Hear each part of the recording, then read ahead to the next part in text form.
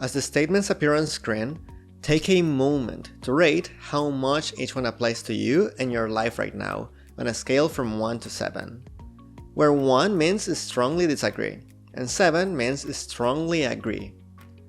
Feel free to pause the video at any time if you need more time to reflect or to grab a pen and paper. Ready? What you just took was a satisfaction with life scale, a widely used tool in psychology that measures how happy and satisfied people feel about their lives. This short scale is linked to subjective well-being, which is about how we personally evaluate and perceive our lives. It's not just about how happy we are, but also how satisfied and fulfilled we feel. Subjective well-being is influenced by both external circumstances and internal factors, like our values, resilience, and our ability to find purpose and meaning in our experiences.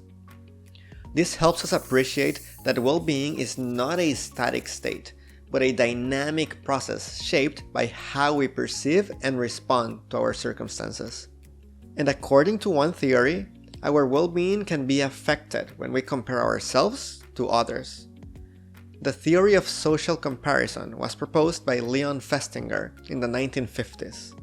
It suggests that we evaluate ourselves by comparing to others, especially when there are no objective measures.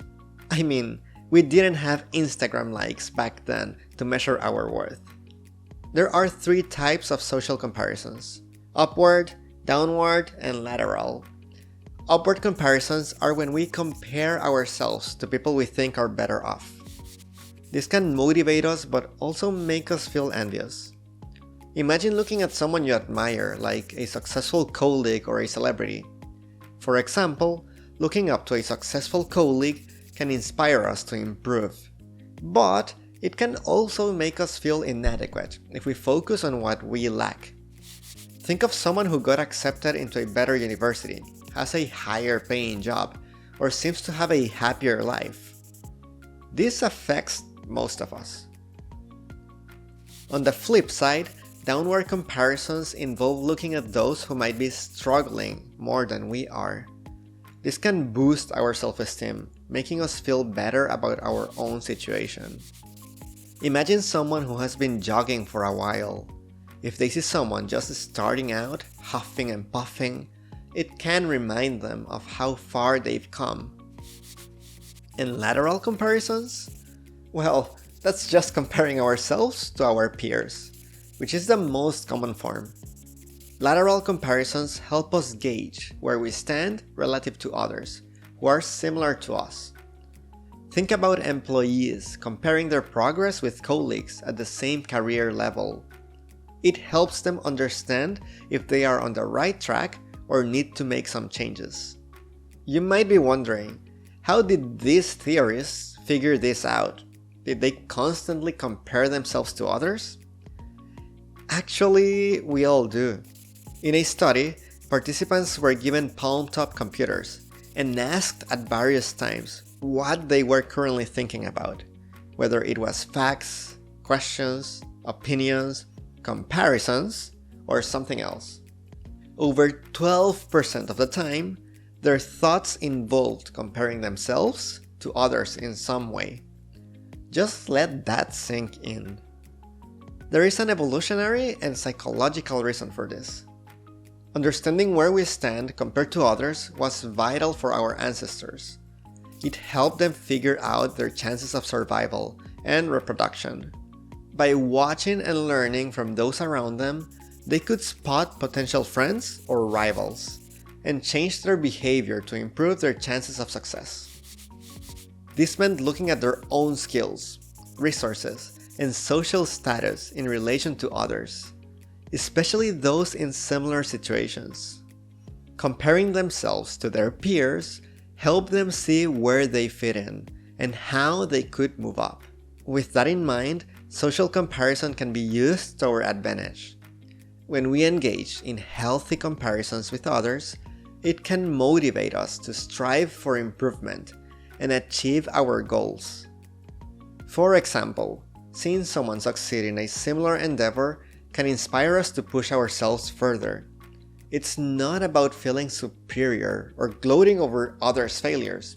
Instead, it's about using their achievements as a benchmark for our own potential. However, it's crucial to avoid unhealthy comparisons rooted in envy or resentment. Looking down on others' misfortunes or experiencing schadenfreude might give temporary satisfaction, but doesn't contribute to our long-term growth or well-being. Instead, embracing benign envy, which is admiring others' qualities or accomplishments without negative feelings, can fuel our ambition. By focusing on what we can learn from others' successes and applying it positively to our own lives, we can cultivate a mindset of continuous improvement. Understanding these dynamics can help us harness social comparisons positively, fostering personal growth and motivation. However, as you may know, benign envy is much easier said than done, and comparing yourself to others can still have detrimental effects, especially on our mental and physical health. When it comes to mental well-being, social comparison can significantly affect our self-esteem. When we compare ourselves to others and focus on what we lack, it can make us feel worse about ourselves. Research shows that these negative comparisons can lower our self-esteem and increase anxiety and depression. So, if you're already feeling down, it might be a good idea to avoid following that super fit, successful entrepreneur or Instagram star with a perfect life. On the physical side, especially in the realm of social media, unrealistic comparisons can provoke body image issues, eating disorders, and unhealthy behaviors. Comparisons can be made with real people, celebrities, or even imagined ideal standards. Unrealistic optimism, a cognitive bias where we believe perfect lives and bodies online are achievable or common, can be a trap when following someone. This bias can lead us to feel inadequate, dissatisfied with our bodies, and even resort to extreme dieting or over-exercising to match what we see online. Ultimately, unrealistic optimism on social media distorts our perceptions and harms our mental and physical well-being. Remember the test we took earlier? If you answered mostly agree and strongly agree, that's great. Keep doing what you're doing. It shows you likely have a good self-awareness about your life satisfaction and happiness. If not, then it might be worth looking into how you see yourself in comparison to others. You're not alone, and there are definitely some effective strategies to cope with those negative vibes and uplift your well-being. And honestly, I should be following the upcoming advice. First up is self-compassion. Treat yourself with the same kindness and understanding you would offer to a close friend, or think about how you would comfort a beloved pet. You wouldn't be harsh on a puppy or kitten, right? When you find yourself in a negative spiral, take a moment to pause and give yourself some grace. It can help break the cycle and improve how you feel about yourself. Next, gratitude. Shift your focus to the positive aspects of your life. Start a gratitude journal and write down things you're thankful for each day. For example, I am glad I can watch and learn from these fun episteme videos whenever I can. Okay, maybe saying fun is a bit of a stretch. Educational videos. It might seem simple, but taking time to acknowledge and appreciate the good things can have a powerful impact on your overall happiness and mindset. And lastly, limiting exposure. Social media can be a minefield for unrealistic social comparisons. Research shows that even just a week off these platforms can significantly improve overall well-being. Spend less time scrolling and more time curating your feeds. Follow accounts that uplift you and unfollow those that don't. It's 2024. Why follow accounts that bring negativity into your life? Did you know that thoughts not only control but can change your body? Check out this video to know how.